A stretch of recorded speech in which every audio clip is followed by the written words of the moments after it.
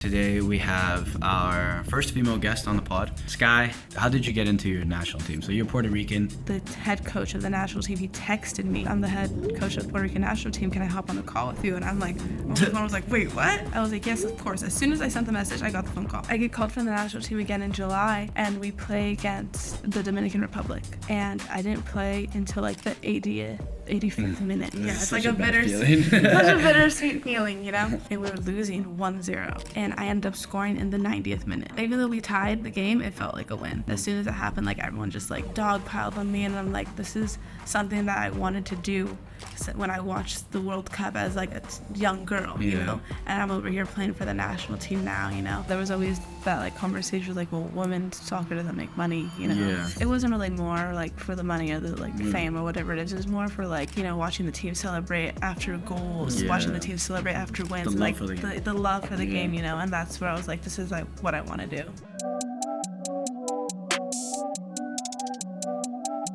Welcome back to the podcast.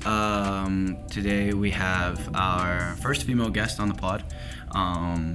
But before I introduce her, I'll let you guys know that this is our last podcast episode of the year. We're going to start back up strong in 2024. I think the idea, Yuli, if I'm not mistaken, is to try to have a podcast up every weekend. Right? Weekend? Yeah. So try to have four episodes out a month and try to stick with that schedule throughout the year. Keyword try is going to be hard, but we'll see. Okay, and I got my brother here with me as a co-host. So I guess, Sky, you want to give you a brief intro of who you are, where you play? Sure. Thanks for having me. Yeah. My name is Sky Rodriguez. I'm from Costa, Mesa. I play on the Puerto Rico National Team, and I play at Costa. Nice. Perfect. Okay.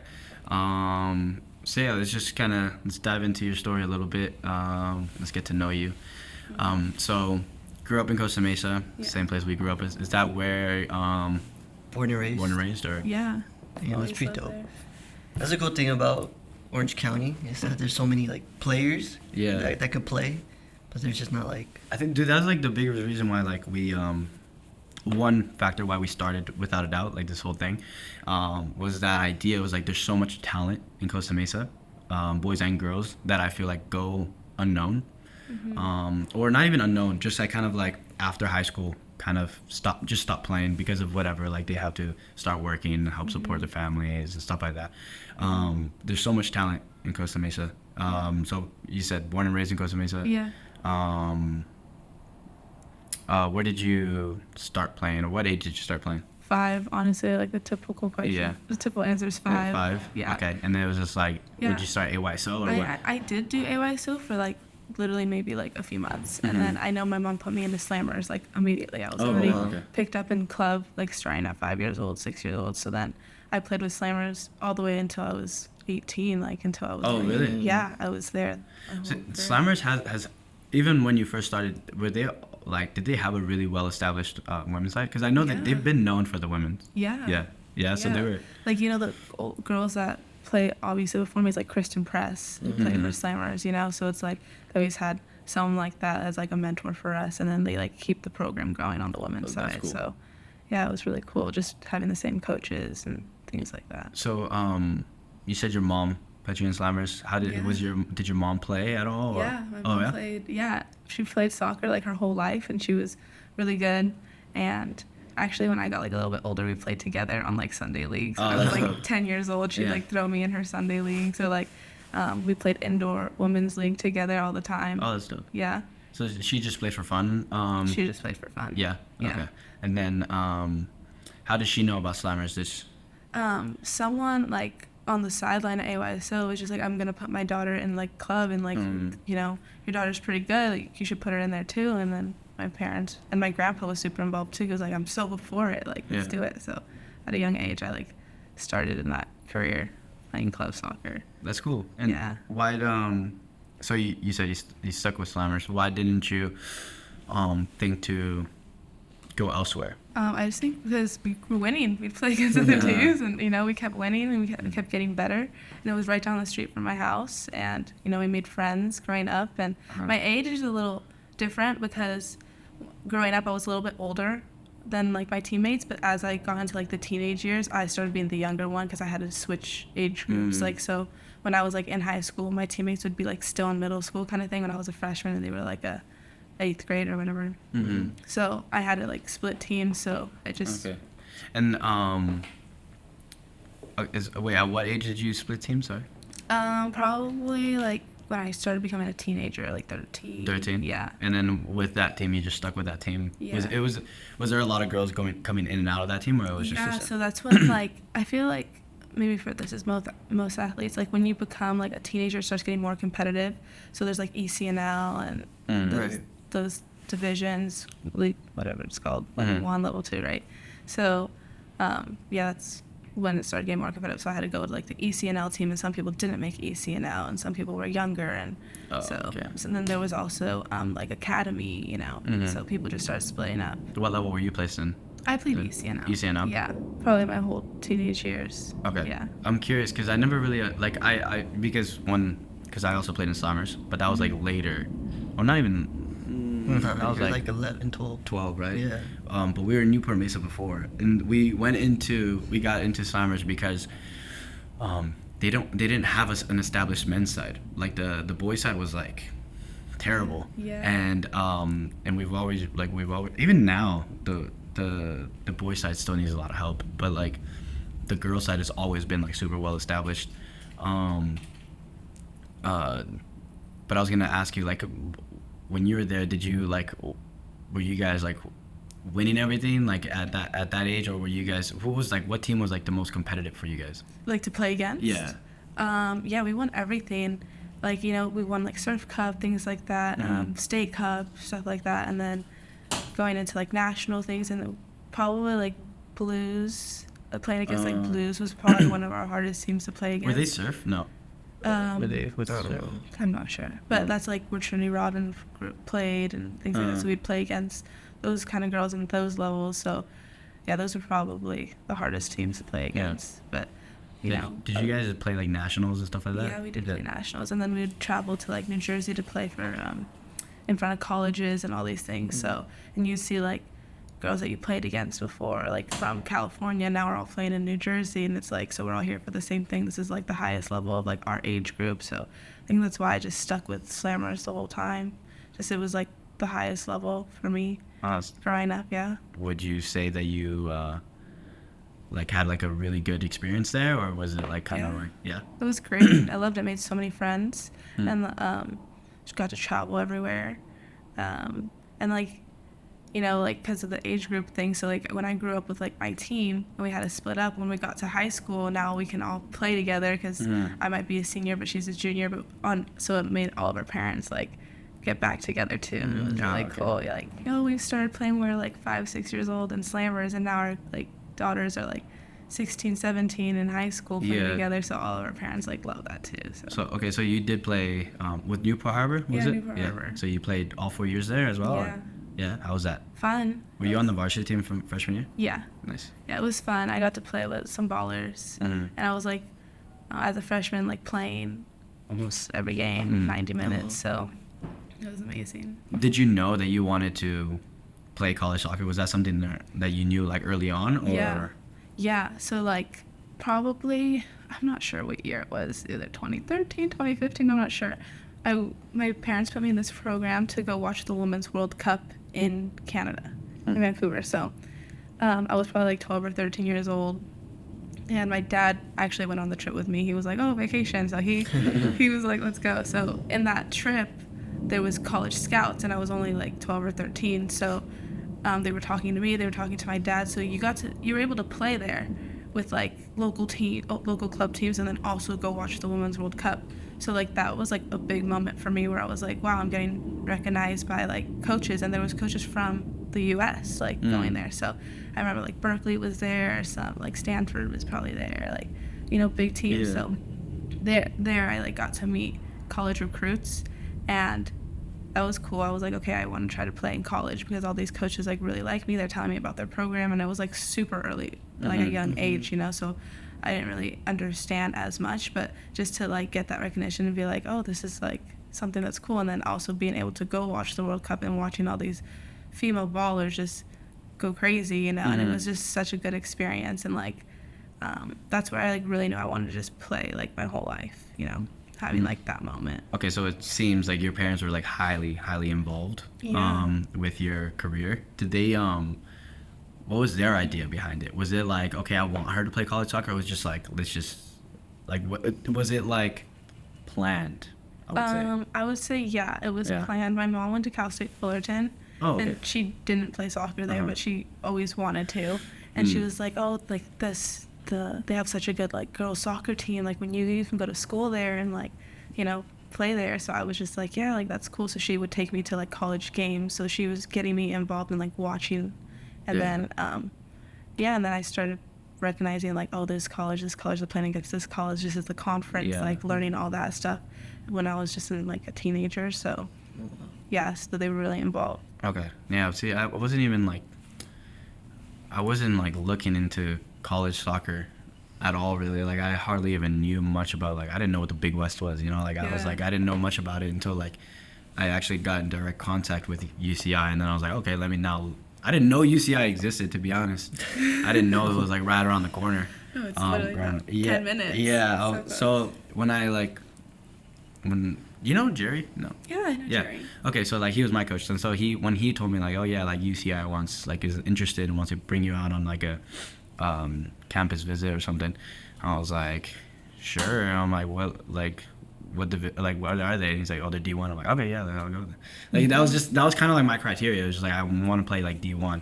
So then, but yeah, like I think it's cool that you were like, or one, that your parents were so like highly involved and like knew that was like kind of like something that they wanted to like if you wanted to do that, like they paved the way for you to do that, and then for you to be like so like informed at such a young age about it. So then what was that process like going into college then? Going into college, so when you're a teenager in club soccer, you do college showcases, and all these scouts are watching you. So you're playing your game, and there's literally like chair, just every school, you know. And even like after games, schools would come up to you, give you like business card, flyer, and they would email you, they would talk to your coach, things like that. So I would like get all that information in, do my research. And then I also didn't know what I wanted to do with like school, so I was like, oh, this school is like more towards like math, and I'm like, oh, I know I don't want to do math or whatever it was. So when I was a junior in high school, I went on a few unofficial visits to Long Beach State, and I know they came out to a few of my games, and one of my like Slammers coaches, he helped me get more involved like with talking to college coaches, and he actually went with me on one of the visits, and I was able to meet like the team and the girls, go through their locker room, like, and I went to their games, and I got to do like just see how like, you know, pregame is with them and stuff, and I like really enjoyed the environment. So I was like, oh yeah, this is like where I want to be. So after another visit, I talked to the coach, and he offered me a scholarship to go play there because he liked how I played. I really liked his program, and it was local. So I was just like, this is amazing. And then I committed as a junior to Long Beach State. So I already knew as like my senior year where I was going to school. Yeah. Was that common for a lot of girls on your team to have been committed that early? Yeah. I think now people even committed earlier. Like the recruiting process starts. I know some people will start recruiting when they're like freshmen in high school, you know. But I think there's a rule now where you have to be like a junior or senior in high school. I'm not sure, but to commit. Yeah, no, I think it's like the end of the summer after your sophomore year is when you're at least able to be in contact with coaches, like direct contact. Because I know that the UCI had to wait to contact me directly until after to be able to actually like officially speak with them and stuff. But so was Long Beach your only offer at that time? No, I was able to go to some other schools, just like Cal State LA and Chico State and San Francisco, a lot of schools in California, but I know I wanted to stay close to home because I'm super close to my family. I want them to come to all my games. My grandpa comes to all my games. Yeah, he drives me everywhere to all my games a lot of the time, so my mom in the car, and I wanted him to be able to come to all my games too, so Long Beach was super cool, and I love the school. Long Beach, they're D1, right? Yeah, they're D1. They're in the Big West. Oh, but okay. they don't have a men's team. So. Yeah, Right. I always got super confused because you guys they also have the Hawaii team. Yeah. And they don't have a men's side either. So there's like the Big West is, on the women's side looks so different than the men's side. There's less teams. On the women's? The men's? How many teams is the women's? I think we have 10 on the men's. 10? 8? 10? Yeah, I don't know. I have no idea. I just know that Long Beach and Hawaii. You don't go to Hawaii. All I know is that the girls get to travel to Hawaii and we never did. That was, that would have been sick. Did you get to travel to Hawaii? Not with Long Beach. At Cal City, yes, I did get to go to Hawaii. Yeah. Did they also have a Hawaii team in the conference? Yeah, well, I got to go there for the NCAA tournament, and we actually played against Concordia Irvine in Hawaii. Oh, that's hilarious. That's crazy. It was, that was my, I guess, junior, just sophomore or junior year. It's so weird with eligibility after 2020 because you get the extra year. So by this time when you sign with your first year at Long Beach, what year is it 2019? No, 2020. 2020. So yeah, that year was crazy for me. Oh, so COVID, okay. Yeah, so I went in COVID. So like I didn't finish high school like regular, like we stopped school in March, right? So I didn't get like the graduation as a senior or that prom or senior night or anything like that. And so you didn't miss out. Okay. Not that great. And actually, like my senior year, I was on the yearbook squad, so we had like empty pages in the yearbook. So like in my senior yearbook, like if you go to the back, there's maybe like 30 to 50 pages that are just blank. Yeah. So. That's hilarious. Yeah. That's so crazy. Yeah. Was there a discount for the yearbook? Yeah. But so then when I went into Long Beach State, and I think that's one of the reasons why I ended up transferring after playing one fall is like I wasn't super prepared going into it. Now that I'm older, I could tell my younger self like this is what you need to do to like prepare yourself. But you live and you learn. So going into college, I didn't have class for the first full semester, and we didn't have soccer at all. So we would meet maybe every day on Zoom with the soccer team, and go to school on Zoom. So, and I actually was living with some of the soccer teammates, so we were just all in the house together. And we'd like pass around, we'd go train and stuff like that, but we never got to like be on a team. So as a freshman, I didn't get like that freshman experience of like, being like a newbie-ish kind of thing. Just fine. It was okay, but that 2020 year was so weird. Like it was like, I just remember like hating those Zoom meetings because it was like at this point like I knew that my coaches were just like coming up with BS to just like make the time pass, and I was just like and so it was like it would be like a daily thing, and then it ended up being a weekly thing, and then it would be like a every other week type of thing, and then at some point they allowed us to train, but it was like in pods. Did you guys ever do that? No. We did pods, and it was so weird. Like we had to be socially distanced, and in your pod, it's like the people you live with. If you like, 'cause a lot of people were living together. But for me, because I was that time living at home, it was like a little bit weird. Like I was just kind of like floating around. So, and like every drill was like you had to be like 5 feet apart from each other, and as soon as you start like crossing paths, like they would like freak out and stuff. And you train with masks. Yeah. It was a disaster, and it was actually like the most like I think that was the time where I hated. I was like did not look forward to training. It was like it was very like draining for sure, because then you like were not motivated. Like I was definitely there. The one thing for me at least was which was like nice about that year was that it gave me another year to prepare for college, because I had torn my ACL the year before that. So I feel like if we had an official season that year, I don't think I would have been ready. I think if anything, I probably would have got hurt if I would have tried to push myself. So it was like that's like the nice thing is that everybody was on pause, and then I was able to like kind of catch up a little bit. But yeah, that was a year of just training. That was it, just training like by yourself with a teammate, or when it was a team, it's like everyone separated. It was like nothing like really well organized. It was the Big West that just didn't have the season, right? Like I know other conferences did have season. I think I'm sure there's a lot of other conferences that didn't, but I think like the Pac-12 still had a season. But then how does that work for them? So those players don't get a COVID yet? I don't know. Probably not if they played it. Yeah, that's kind of weird. But yeah, okay. So then, yeah, that's a rough freshman year. Yeah. Okay, and then, so then, what was the transition back after COVID then? Like, how did the team transition back in? So we went into spring season having a spring season, and in spring you play like 5 games. Yeah. And we had to be quarantined with just our teammates. So, or like who you lived with. So you couldn't like really go see family. You couldn't really like go see like your significant other at the time. Even like going to work, like some people who had jobs, like you kind of had to be like really careful, always wearing a mask.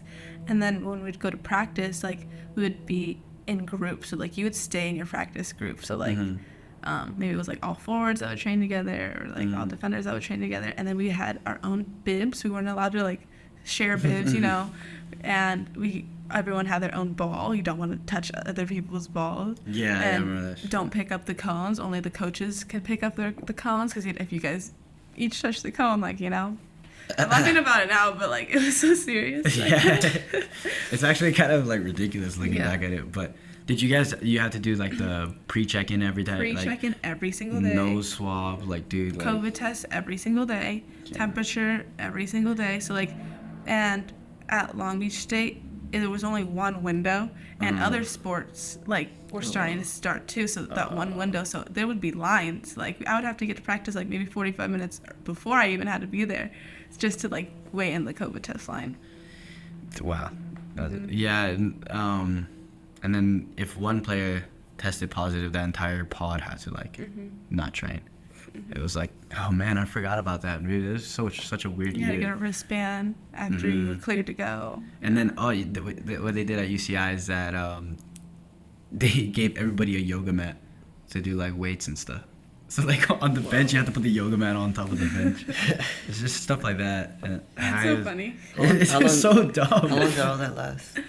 I want to say, man, let me think. So, the entire year, dude. Yeah. That's crazy. We didn't have a spring season 2020. We didn't have a spring season. No, like after. Yeah, 2021 you did. Yeah. So 2021, it was just the same thing-ish, just like a constant COVID test before. Yeah.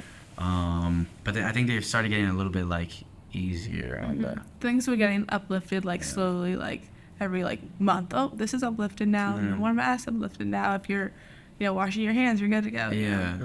Just sing the happy birthday in your head 2 times, and then you're good when you wash your hands. Okay, so then 2021, you played that season. Okay. Yeah. How did that go? I didn't play too much, but the program was fun. It was a cool environment. It was definitely a really professional environment there. The head coach, he runs beach club. Oh, okay. Yeah, he owns beach club, and then he's also the head coach at Long Beach State, so he's super involved in Long Beach and like down that coast with all soccer. So he was always having like their club girls come and things like that. So that's the other thing I got to enjoy, was to also be a mentor to other people while they're like the little kids while they're coming to our college games. Even though I wasn't playing, I was still involved, and I got to play in a few matches, which was fun. I just didn't really fit in there as I thought I would. So then I ended up transferring after the season, and I transferred after that fall. I went to spring at Cal State LA. So leading up to you entering the transfer portal, like did you already make up your mind before speaking to the coach, or did you have to speak to the coach and then make up your mind? What was that? I spoke to the coach. I was telling him how I felt, like why I'm not getting too many minutes, like, and he explained to me, like, this is our program, this is who's here, this is who's in your spot, these are our subs, and like you're kind of like our 5th forward. So it's like, I was like, okay, so I get it, and he was just like, yeah, but transferring's like totally up to you. And he made it seem like it was better for me to transfer, because he's like, you have the talent, you put a lot of effort into playing, you practice really hard. It's just, I don't see you playing as much here either. So I was like, okay, at least he's being honest, So he was like, yeah, there's many programs that would really like you, so I could always like help you out with that too. And I was like, okay. So he was really nice about it, and he did some nice things for me too. And then I put on the transfer portal, and he still invited me to train. Like, I put on the transfer portal on Tuesday, and our last practice was like Friday, and he's like, you can still train throughout the week. I was like, okay, cool. So, okay, so it was like a good, like, it's like a mutual. Yeah, it was a mutual thing.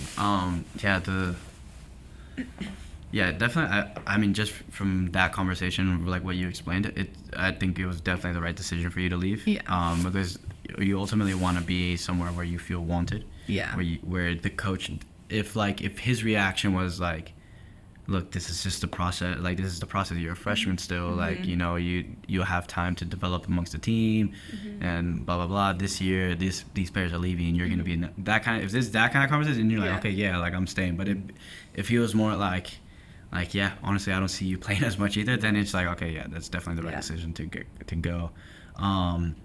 So then, how did you get in contact with Cal State LA? Actually, my head coach called me about them reaching out to him, but during that like time where I was on transfer portal, I was talking to like multiple colleges and getting denied by other colleges too. Like, I was reaching out to colleges too, and some of them were like, no, we're not looking for that kind of player right now. And I was like, okay. And then the same day I was talking to like Cal State LA, like the morning up, I was talking to Cal Poly Pomona, and I was just like, okay, so they're both in the same conference, like maybe this is good. And then my head coach from Long Beach State called me, and he was just like, what do you think of Cal State LA? And I was like, oh yeah, I saw that they're interested in me, like I'll take a visit. And then when I went there, my coach just told me about the program and got the visit, and I got the scholarship offer, and I was like, okay, this sounds pretty cool. I like it. I feel like I'll fit in here. And then I decided to commit there. And it was like a really good decision because I developed a lot as a player. I made a lot of friends. Competition is really high. Like, that level's pretty high too. And I like it. Mm-hmm. Okay. Did you ever take a visit at Pomona? No. No. Was it just like kind of like you're set after taking that Cal State LA visit? Yeah. It's interesting because right now I'm in. I just put my name in the transfer portal because I still have another year of eligibility if I chose to use it. But it's a weird situation because, like you said, it's like, okay, you reach out to colleges and they're like, we're just not looking for a player like you right now. And I mean, it works in the pro world too. It's like you need to everything has to align. And my situation right now, which is a little bit trickier, is that I graduate in December, so I'm done with my bachelor's. So I need to now, if I were to go to another school, apply as a grad student for a master's program. And the issue is that master's programs are expensive. Like, I spoke with my coach at UCI, and he was just saying, like, the reality is that we don't have the funding to, like, he's like, we would love to have you back again, but we just don't have the funding for it. He said, like, they would only be able to pay like 10,000 out of like the 60,000 that you pay or something. And it's like, yeah, I don't want to be 50,000 in debt, you know. So me putting my name in the transfer portal is now looking to see if I were to even take that year, it's like to find that school that's one looking for a player like me, has that like and then has the funding to pay for a master's program. And that's a tough thing to ask for from a school. Is like that it has to be like the perfect kind of thing. So it's a tricky thing going into the transfer portal. Did you already have names or like teams like in mind to contact when you're going into it, or did you kind of just put your name in and kind of see what? I had both like, obviously I wanted to stay D1. That wasn't the case, but Cal State is D2. Yeah. But so I was like reaching out to D1 schools and talking to other schools in the Big West, and they just weren't really offering that much of like a scholarship that I really needed, actually, because school is expensive, and I can't pay for school. My parents, they help out with like a lot, and like just having like more tuition is just gonna be really hard. So I was just looking for a school where I could like play, compete. And so when I was talking to like these D1 schools, I just also was kind of nervous to be in the same situation I was at Long Beach State. Like, there was always that fear that I was like, I'm gonna be young, I'm gonna be new, this is high level. So after like emailing back and forth, getting on phone calls, I decided to just try Cal State LA, and that was it was like, it was a D2, and I didn't really know, like, I thought it would be like a lower level, D2, but it's a pretty high level. A lot of alumni from my school are pros. Yeah. And so that's one reason why I also chose Costa LA. I was like, oh, they have a lot of great alumni, and like it's a competitive team. So even like the men's side too, like they've won the nationals. Yeah, they won Nats. How many times? I feel like two or three times. They just won 2021, I think. So yeah. Yeah. I feel, but I don't know. I'm not too familiar, but I just know that they're a very well known D2 school, and like even like Cal Poly Pomona for the men's side as well, but well known D2 school.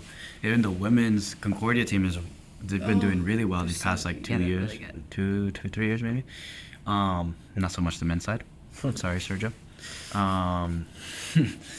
But when you're thinking of going to Cal State LA and that knowing that's D2, was there a little bit of that like ego that comes into play where you're just kind of like, I don't want to play at that level? Like it's just like, I feel like I'm a D1 player, I should play D1. Did that come into play at all? Or? Not really. No.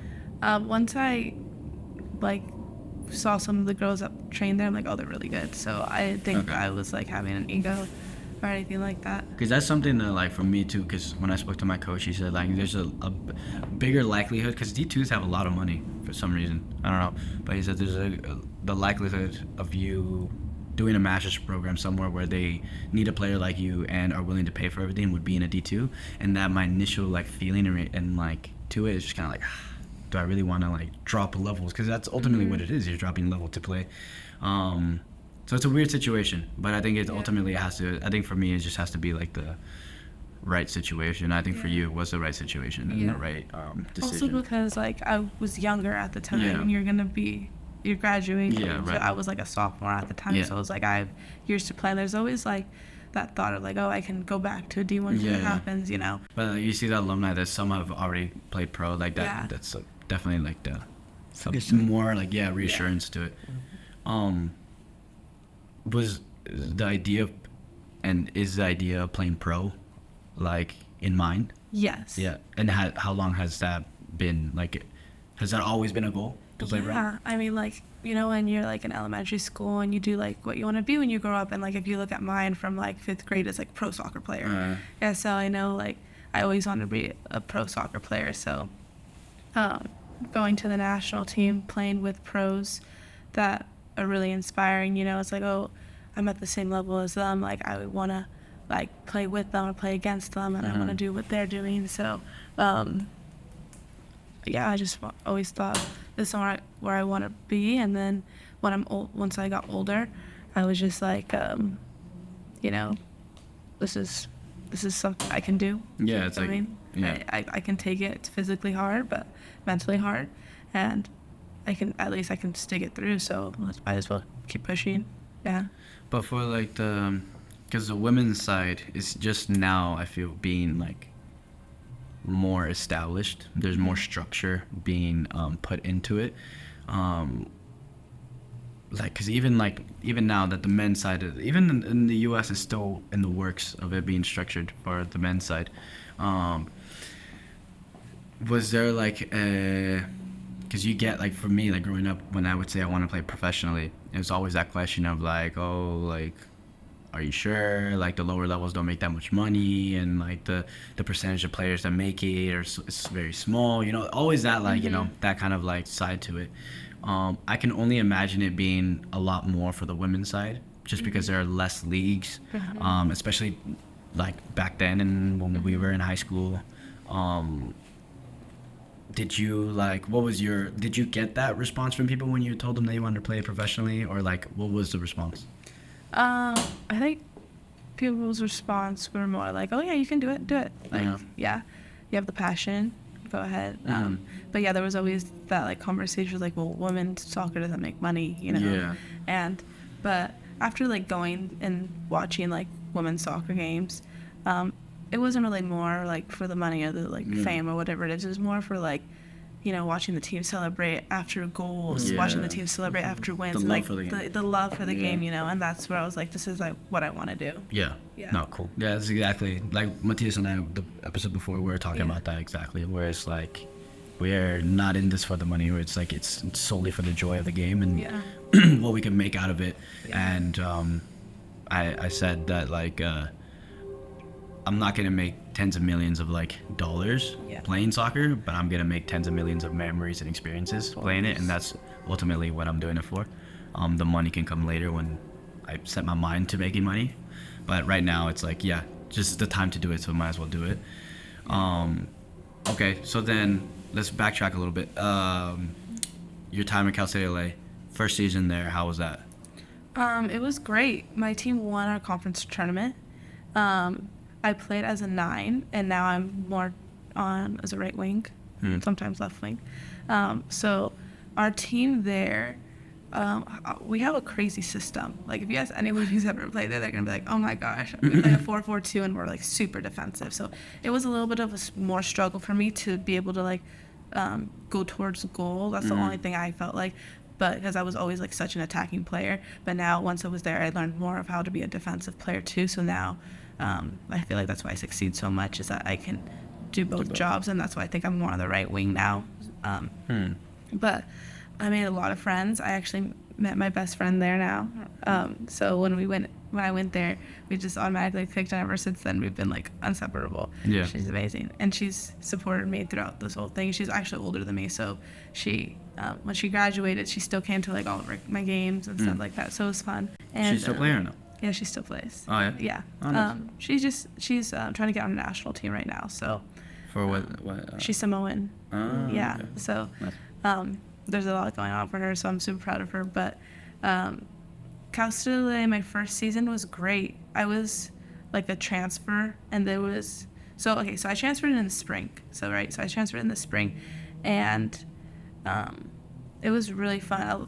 It was really fun. I was playing like full games, and in the spring we play against like the Big West teams. We played against USC, and so it was fun to like have that environment. It's like, oh, I get to play against all these like high level teams. Like, it's not really much different from like a D1 too, you know. So that was cool. School was really hard though. I can say like school at Cal State LA is way harder than Long Beach State for some reason. From experience. What are you studying? Oh. I'm a social media marketing major right now. So. Oh, that's pretty cool, huh? Yeah, it's fun. Yeah. But just being in LA, the city, like the heart for soccer is there. Like everywhere you go, every like restaurant, there's always soccer playing on the TV, or like you can walk around, everyone's wearing soccer jerseys. Like, you meet so many people from soccer games, and getting involved with like Nike headquarters is down there, and like being able to meet those people, networking is super huge out there. So just like being there's a lot of love for the game, and my school is connected to LAFC facility, so we see all the LAFC guys like all the time, and we'll see cameras all the time, and they're rolling up in their cool cars, and we're like, oh my gosh, look, that's who it is, and we'll like see them. Sometimes their balls like fly over the fence, and we're like, keep this ball, you know, it's underneath my car, you know. So just like seeing that, and having so we have the LAFC training fields there too, so having to see all the like professional teams that come play against LAFC, or teams that come play against Angel City, they'll use our school. So we get to see, like, America was there the other day, and nice. We get to see all that. We get to watch training, men's US national teams there, so that is super cool too, just being there and like making friends, watching that soccer, seeing pros train all the time, and it's like, yeah, it's really cool. That is dope. Wow. Yeah. And so does Angels City FC, do they train there as well? Or? No, they have their own facility, but like when they play like North Carolina Courage or something like that, they'll use our school. So we're like, oh my gosh, and we get to see that. So that's pretty cool. Do you guys have it's a big stadium, or? Yeah, we have a stadium, and then we also have grass fields. So we have like 3 fields. Yeah. How are the grass fields? Are nice? Beautiful. Oh, nice. Beautiful. Best fields like in LA, honestly. Yeah, I wouldn't imagine LA having the best fields, to be honest. No, you gotta check it out. Yeah. Is the turf the stadium? Yes. Turf? Oh, that sucks. Yeah. Do you guys typically train there, or on the both. grass? Both. Yeah. I was on a plane, and coming back from an away trip, and I watched on the plane they had the Angel City like documentary. I forgot what it's called, but it was kind of like them starting it and how they marketed it and how they got players. They recruited players. Did you watch that? Have you watched that at all? It was actually pretty cool. It's interesting to see, but I think they're And I think they were competing against, what's the San Diego one? Waves. Yeah, they're competing against them because they started the same year, I think. Yeah. So they speak about them a little bit. But yeah, sorry, it just kind of came to mind. I thought you would. Those teams are intense. Yeah. I know a few girls that play there and train with some of them, and yeah, they're legit. Yeah. It's super cool. Okay, so then how did you get into your national team? So you're Puerto Rican, fully Puerto Rican, or? No, I'm half Mexican. So my dad is Puerto Rican and my mom's Mexican. Okay. And so I tried to get on like the Mexico national team, but their program starts recruiting when they're like U15, and I didn't have that experience. So I was like, let's do Puerto Rico national team. And the head coach for Puerto Rico, he still is. He like just got hired. He's the UCR women's coach. Really? Yeah. So he's like local. He's known me from the Big West. I trained with a bunch of his team, like off-season things and WPSL things. So he was able to like see me, and he knows Mauricio, my head coach at Long Beach State. So I think they talked, and he got in contact with me. So he texted me one day, and this was earlier this year. 2023 was the first time I actually went to the national team, but in spring of 2022 is when I first got an email from like a team agent, I'm not sure, and like a team director, and he was like, hi, like we have your name like in our system as like a Puerto Rican, like can you fill all this stuff out for CONCACAF? And I was like, wow, like this is cool. Yeah, it was sick. So it was so much paperwork, and I remember like I sent it 3 times because he sent it back. He's like, you did this wrong, and I was like, oh my gosh. So then I sent it. He's like, you did this wrong, and I was like, oh my gosh. So then I had like, let me just ask someone for help. So I asked my coach, and he was like, yeah, you're misspelling this or whatever. I was like, okay. So then I was like, it took a year until I actually got called up for the team. So that was like in maybe April. Like actually, yeah, a year. April of 2022, I did the whole paperwork thing. Didn't hear anything from them. And then played a fall at Costa LA. That's when we won conference. It was good there.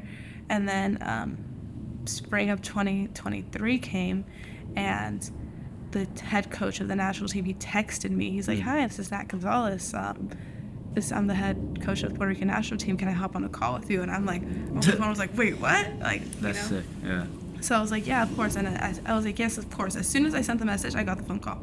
And he was like, hi, like, we heard about you or your system. I really want to, like, see how you fit on our team. We're going to have a training camp in Chula Vista, California. Can you make it? And I was like, yeah, I can make it.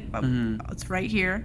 Why wouldn't I make it, And he was like, okay, I'm going to have someone send you all the information. I was like, okay. I got all the information in, like, a WhatsApp. And I was in, like, the group chat. I told my coach at Cal State, I'm like, oh, my gosh, the Puerto Rico national team just texted me. And he was like, that's amazing. Congratulations. Like, go. I was like, I'm going to be missing some of our spring games. And he was like, that's okay. Like, it's spring. Go train. So I left. I probably only played one spring game.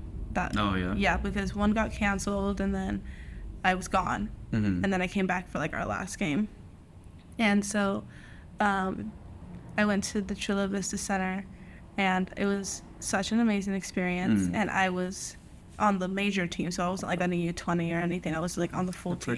That's so crazy. Yeah, so crazy. And so, was it like, did you feel like you fit in right away, or was it like? Definitely, I fit in right away.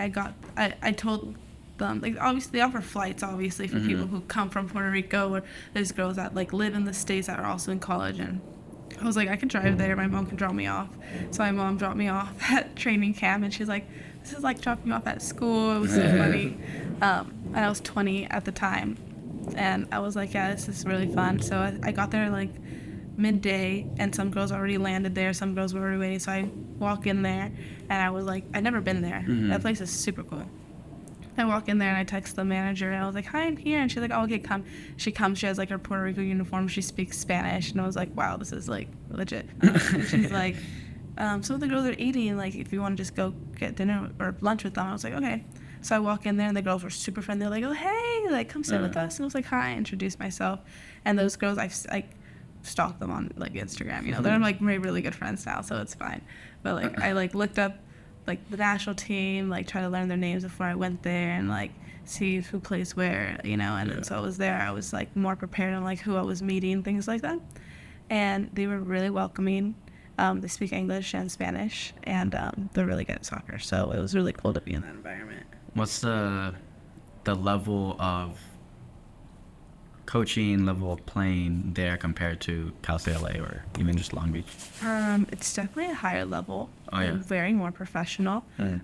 Very strict on like uniforms, and I mean every college team is really strict, but we have such a crazy schedule throughout the day that like a lot of college teams don't have. So like just from like what time we're waking up, breakfast, activation, meeting, lunch, practice, treatment, film, dinner, like all that stuff, and we have different uniforms for every single like event that we have that day. So and like what our body's intaking, things like that. So we're constantly like on a tight schedule, but it's really like helpful, and yeah, it's a really professional environment. I love it. So in Chula Vista, what was it? How long was the training camp? Not long, maybe like 5 days. Okay. So like that's how it works. So you get called up for a camp. I think this is how it is for most national teams, and you're only with them for like a few, maybe weeks, days of the month, and then you wait until you get called up again. So yeah, some people, I've seen some girls that like will come back, or some girls that do come back but don't play, or sometimes they call up girls from the younger team. So that's how it works. So that it was cool. Yeah. So then you do that, and then you have another season with Cal State LA. Yeah. So and that was this recent one. Yes, kind of, because I went back to the national team in the summer. So in April, I went to the national team, and we played in a 4-3-3, and I played as a right wing. And I was so used to doing the 4-4-2 at my school, playing like a more defensively, and I was like a 9. So I went to play the right wing, and I like killed it. I don't know why. I was like, maybe because I haven't played a 4-3-3 in a long time. It's more freedom. It's so refreshing. And I killed it. We played against the Cholos in Tijuana, but the day before we played against like a local club, and we ended up winning 3-2, and I scored the third goal. So I was like, wow, this is like, I feel like really good playing here, you know?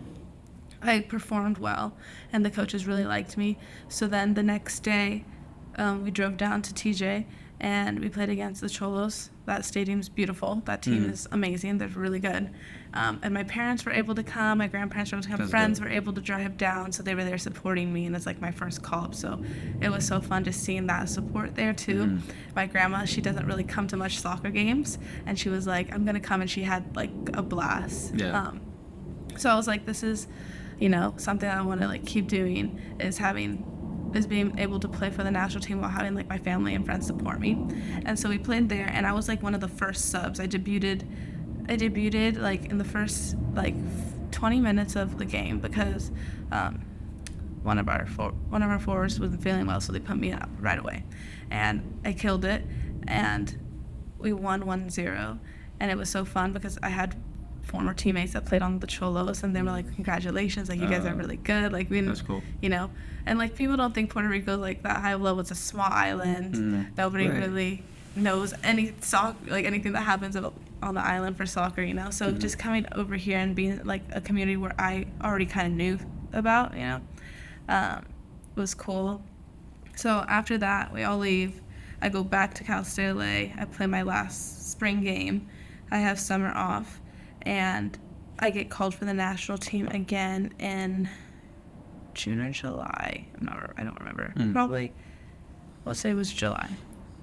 Yeah, I get called for the national team again in July, and we play against the Dominican Republic. But what happened was there was some games in El Salvador, that I did not get called up for.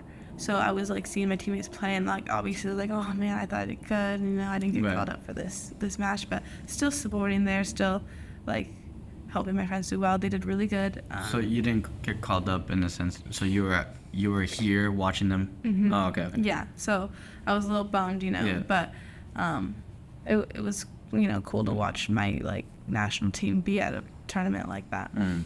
So then fast forward after maybe like a week after that tournament, there's friendlies in Puerto Rico versus Dominican Republic, and some of the girls didn't come because they didn't get called up, or they had other things to do with their pro teams. So I got called up, and my coach told me, he's like, oh, I'm going to call up a bunch of U20 girls. So I was like, oh, okay. So I'll be like one of the older ones this time. He's like, yeah, you're gonna be one of the more experienced players. You're gonna be one of the older players. Like, and he like let me know. I was like, okay, this is gonna be cool. So I get to Puerto Rico. We were there for longer, maybe 10 days. We do a training camp, and girls are asking me like how it is like being on the senior team. This is our first time being called for the senior team. It's only a handful of us from the senior team that are there. Some of us are not there, and it felt really great to be that kind of like mentor leader for these younger girls. And it's cool when these girls, oh, I'm from like New York, I'm from Miami, I'm from Louisiana, like meeting all these like young Puerto Rican girls. I was like, wow, this is so cool, Yeah. So that was amazing. We played against the Dominican Republic, and so my first game there. Where was this game played? In Puerto Rico on Maya West. Okay. It's a cute stadium. It's right on the beach. It's turf. It's a nice stadium. There's a pro team called Puerto Rico Soul, and that's their home stadium. They have men and women. So we get there, and I am hyping up on my Instagram. I'm hyping up the game. We used to play 2 games. So the first game, I'm hyping up the game to the max, and posting links, sending it out, taking pictures. And I didn't play until the 85th minute, right? It's like a bittersweet feeling, I'm warming up the whole game, and we were losing 1-0. So I find it's minute 84. He's like, Scott, let's go. And I was like, okay, this is my minute to shine, and we're losing 1-0. So I go in there, and he switched the formation to, I think, a 4-4-2. So he's like, go as one of the forwards. So I was like, okay. I went in as one of the forwards, and I ended up scoring in the 90th minute. Yeah. So, and it was such a great career moment for me.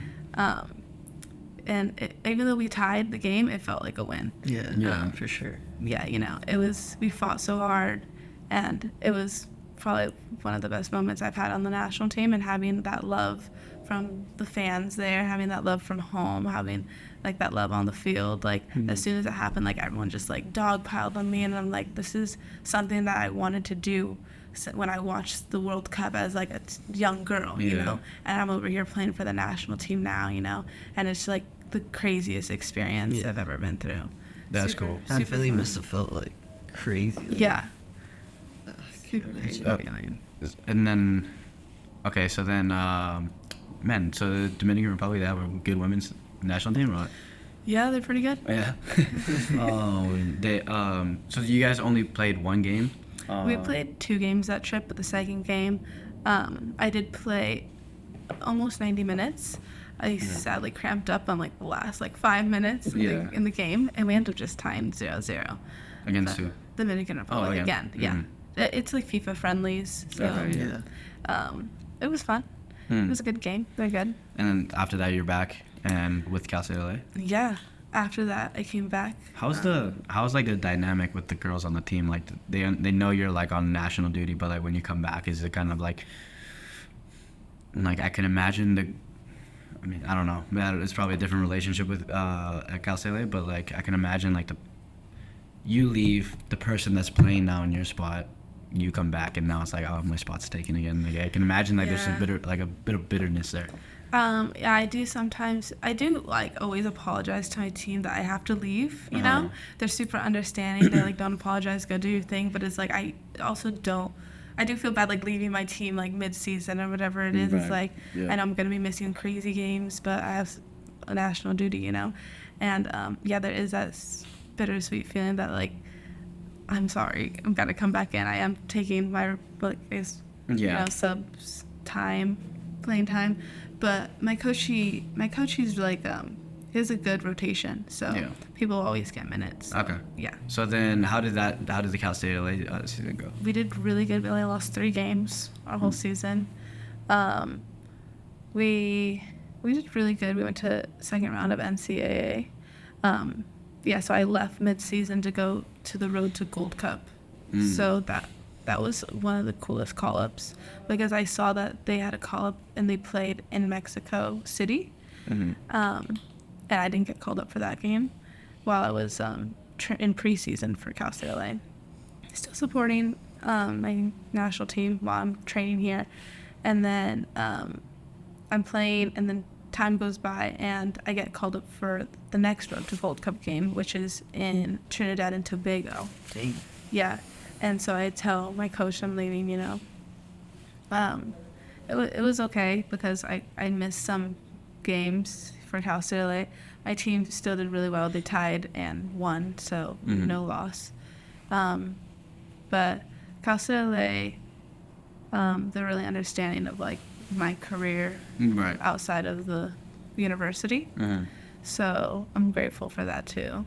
So Trinidad and Tobago, you played against them? Yeah. Yeah. I love that country. Yeah. Have you guys ever been? No. I don't know. No, I didn't. Yeah, no. No, that country is so beautiful. It's amazing. Oh, really? Yeah, everybody there is really sweet. Their food is really good. They love soccer. They have a lot of love for soccer too. It's really European there. They speak French, English. Everything's on the other side of the road. Yeah, the country's amazing. So we played against them, and this is like one of my biggest games of my career. I started as a left winger, so it was fine. So I'm trying to understand how it works, because this one game you only get put in the last 5 minutes. The next game you're not called up, and then the following game you're called up and you're starting. Yeah. Like, how is it? I don't understand. Like, it's such a weird. Such a weird. Is it? I'm assuming it's kind of just like player availability type of deal, or they do what have do you think? player availability. I think, but because I was able to start, because every time I do go, I perform. Right. In so much effort, and take it very seriously, and I'm glad that they're recognizing now that I'm getting called up more.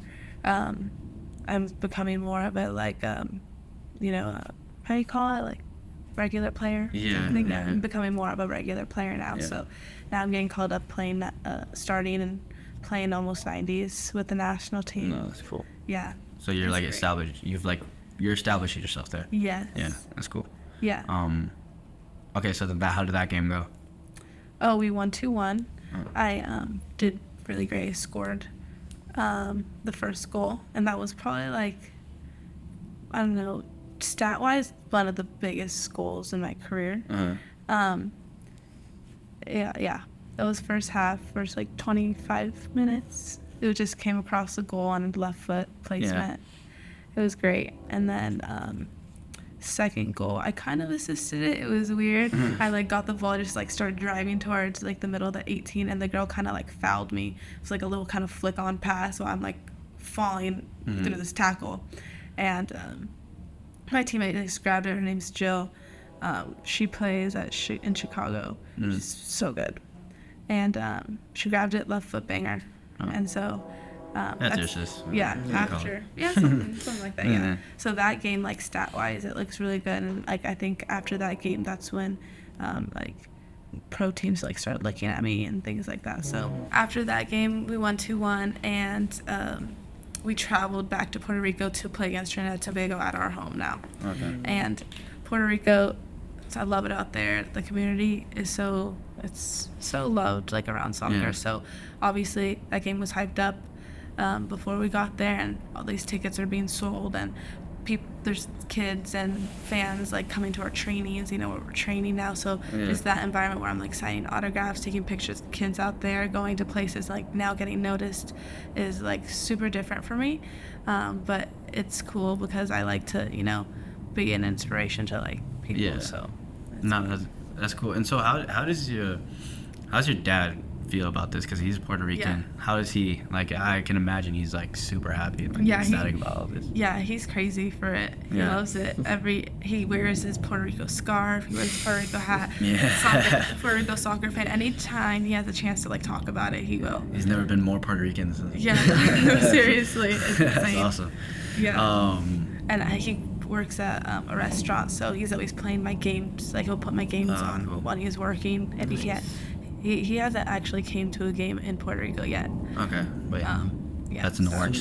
Sadly, yeah. Okay, so these games are Gold Cup qualifiers, or yes. Okay, so where does it stand now? So I leave on Wednesday Okay. to go to Puerto Rico. We're playing against Mexico on December 1st. Is this actual Gold Cup? Is it still qualifiers? I think it's still qualifiers. Oh, that's gonna be a tough game, huh? Yeah. They have I imagine they have a decent team. We lost 2-1 to them, so it is a battle. Okay. They're one of the best, national teams. So it's gonna be a good game. I'm excited to, play against some ballers, and play in Puerto Rico. So yeah, it's the next step for me right now. That's cool. Yeah. Wait, you said, sorry, you're playing Mexico in Puerto Rico? Yeah. Okay. At our home. When did you get the call up for this game? I got the call probably like a week and a half ago. But after college season, you still train, and I always wanted to be prepared for my national team. I know the national team schedule, so I knew that this game was coming up. I didn't know if I was getting called up or not. But I still, obviously can't stop training. So got the call up, and I leave on Wednesday, and we're looking forward to that game. What game is scheduled after this one? Or is it? We'll go into the Gold Cup into 2024. So nice. So that would be crazy. Yeah. That'd be cool if you guys. Yeah. So if you win this year in it, or how does that work? I think so. Yeah. Yeah. It really depends on your points. Okay. So Mexico has 6 points. We have 4 points. So Okay. we'll see. What the And who else is in that group? Trinidad and Tobago. Is it just you two? Yeah. Okay, and they have. Also, it's the first place team that qualifies. I think so. Not sure. This is a women's Gold Cup. Is this new, or has it been going? It's new. Yeah, it's more like it's like Nations League. Okay. Yeah. So Okay. it's new. It's really new, and especially for Puerto Rico, we've never done anything like this. So Okay. this is history. Yeah. Making history. So That's I'm really cool. happy to be a part of it. Okay, cool. So right now your main focus is just flying out there and doing well. You're done with college after this? It's in the works. Still have 1 more year of eligibility. Obviously, with the career I have leading up to this moment, there is chances of being able to play pro. So I'm still looking into that. So working towards that. If an offer comes, got to look into it. Some big opportunity, especially for a young Latina. Yeah. So, but when do you graduate? I will graduate in the spring. In the spring? Okay, Yeah. cool. So then you would have to, if you were to use another year of another college year, you would have to do like a certificate program or a master's, Yeah, something like like grad program. that. Okay, and then if that were to be the case, is Cal State LA likely to be the option, or Yeah. would you probably want to transfer? I'll probably stay Cal State Costa. LA, yeah. No, that's cool. Okay, so it seems like there's some exciting stuff for you coming up. It seems like next year is like A big year. it's a big year. Yeah, it seems like it. It seems regardless if you stay another year in college or not. But hopefully that'd be cool to see Puerto Rico in the Gold Cup. Yeah. That would be cool. How do we get to see? Like, how do we watch the game? Is it gonna be live streamed? Yeah, it's on Paramount Plus. Oh, okay, It's nice. also on YouTube. Oh, really? Okay, cool. Yeah, live stream on YouTube, so watch the game. So watch the game. As you said, it's on Friday. What time? 7, I think it's 7 p.m. there, so it'd be like 4 p.m. here. Okay. Yeah. Okay. No, I'll definitely watch that. That's cool. Oh, for sure. That's dope. All right. You have any final? Yeah. What's one word of advice you'd give to a high schooler, freshman going into it, wanting to go pro or trying to play college? Definitely don't let anything ruin your day. Keep pushing yourself throughout the whole day, and definitely take time to reflect on your day as well as on and off the pitch. There's always better days, and there's always times to get better. So if you have a bad day, just look forward to the next one. Don't let that kind of weigh you down, drag you on. And the same thing goes on to practice and games. If you have a bad game or bad practice, take time to reflect and don't let that define you, because there's always time to get better. Keep practicing. It's not always just about your talent, it's also about your effort. So just putting that as a mentality into everything that you do, you'll definitely be able to succeed. I don't think I've ever heard someone put so many pieces of advice into one. That was Yeah. there's a lot of A lot of gems. Yeah, that was good. Yeah. Do you have anything you would like to add or share. Yeah. Yeah, sure. I just thank you to everyone who's ever supported me and helped me get to, where I am now. Without my friends and family and coaches, I wouldn't be able to be here. So I think a lot of people thank God for giving this life to me. And thank you guys for having me. It was amazing. Of course. Super fun. Yeah, amazing story. I think it's cool, and I think I'm looking forward to having you on again later when just to see how the next year has been going. So maybe this time around next year, that'd be cool. For sure. Kind of get an update. Well, yeah, I hope all the best. Thank you for coming on and sharing your story. And yeah, tell the people where they can follow you on Instagram. Follow me on Instagram at Sky Rodriguez Football. Yeah. Yeah, and then anything else? You're good. No, we're good. Good. Okay, and you can follow us. Oh well, thanks for watching. We'll see you guys in 2024. You can follow us on Instagram at without a doubt _athletics.